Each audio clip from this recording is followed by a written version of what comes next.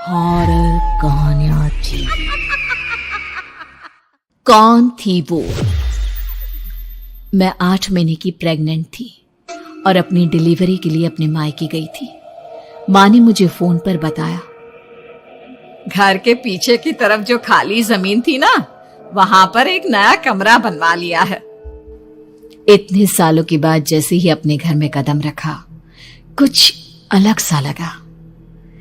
माँ, ये घर के पीछे की तरफ नया कमरा बनवाने की क्या जरूरत थी? अरे बेटा, घर के पीछे दूर दूर तक खाली जमीन है। तेरे पापा को कई दिनों से लग रहा था कि यहाँ पर एक कमरा बनवा लेंगे तो ताजा हवा मिल जाया करेगी। अब तो ये सब छोड़ और चल जल्दी से दूध पी ले। माँ, मैं थोड़ी देर में पी लूंगी, आप सो जाओ। मैंने दूध का गिलास उठाकर उस खिड़की में रख दिया। पता नहीं कब आंख लग गई। अचानक से खिड़की के पल्लों के खड़कने की तेज आवाज आई। दूध का गिलास धड़ाम से जमीन पर आ गिरा। जमीन पर गिरते ही दूध का रंग लाल हो चुका था। मैंने खिड़की से झांक कर बाहर देखा। चारों तरफ धूप अंधेरा था। उस अंधेरे की तरफ से कुछ आवाजें आ रही थी, जैसे छोटे बच्चे आपस में खिलखिलाकर मस्ती कर रहे हो।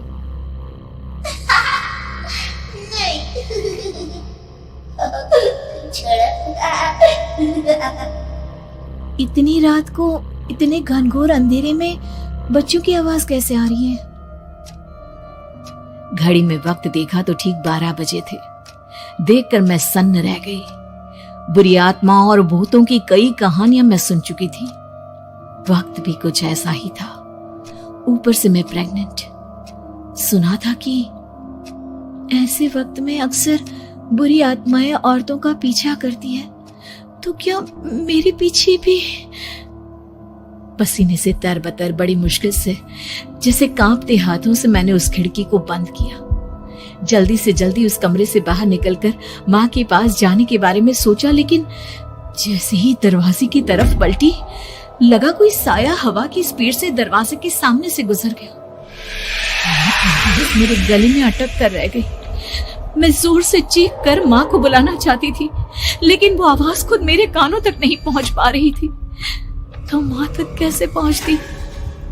खिड़की के पल्ले एक बार फिर तेज हवा के झोंके से धड़ाम करके खुल गया और पूरी ताकत से मैं चीख पड़ी। जानती थी मेरी चीख की आवाज सुनकर कुछ ही सेकंड में माँ वहां पहुंच जाएगी, लेकिन ऐसा कुछ हुआ ही नहीं। मेरा कलेजा डर के मारे फटा जा रहा था। आखिर माँ ने मेरी आवाज क्यों नहीं सुनी? इतनी गहरी नींद में तो माँ कभी नहीं सोती। ठीक पीछे खुली हुई वो खिड़की। मुझ में इतनी ताकत नहीं बची थी कि मैं पलटकर उस तरफ देख भी सकूं। हवा का एक सनसनाता हुआ झोंका उसी वक्त मेरे कानों से आकर टकराया। लगा जैसे किसी ने दबी हुई आवाज में धीरे से मुझसे कहा, चली जाओ यहाँ से। मैंने दोनों हाथ अपने कानों पर रख लिए और एक बार फिर ताकत लगाकर जोर से चीखने की कोशिश की। माँ! पापा! मेरी आवाज उस कमरे की दीवारों से टकराकर वापस मुझे ही सुनाई दे रही थी। जितनी ताकत के साथ मैंने चीखने की कोशिश की थी, कुछ ही देर बाद उससे कहीं ज्यादा तेज और दर्दनाक चीख मुझे सुनाई देने लगी। कि आवाज ठीक मेरे पीछे खिड़की से आ रही थी। वो आवाज मेरे कानों में पिघलते हुए लोहे की तरह गिर रही थी। उन आवाजों में हैवानियत थी। वो आवाजें किसी इंसान की नहीं है, इतना मैं समझ चुकी थी। कांप रहे हाथों से मैंने अंधेरे में कुछ ढूंढने की कोशिश की। तभी अचानक मेरा हाथ बेड पर रखी टॉर्च पर पड़ा। किसी तरह ताकत लगाकर टॉर्च का बटन ऑन किया, लेकिन ये क्या? सामने दरवाजे पर 3 छोटी लड़कियां खड़ी हुई थी। उनके हाथ में स्टील के चमचमाते हुए चाकू थे। मैं घबराकर लड़खड़ाई और पीछे की तरफ हटी, लेकिन तब तक वो मेरे पास आ चुकी थी।